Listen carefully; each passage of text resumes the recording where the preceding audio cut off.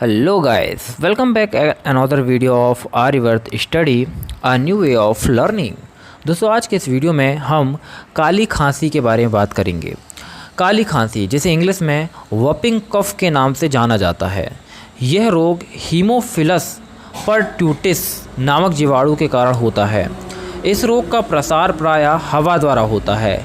यह मुख्यतः बच्चों को होता है। इस रोग से बचने के लिए काली खांसी का टीका, जिसे हम DPT का टीका है, उसको लगवाना चाहिए। तो दोस्तों ये थी एक इन्फॉर्मेशन जो कि बहुत ही कम शब्दों में मैंने देने की कोशिश की। उम्मीद है आपको पसंद आई होगी। तो मिलते हैं अगली वीडियो में, तब तक के लिए जय हिंद, जय भारत, वंदे मातरम।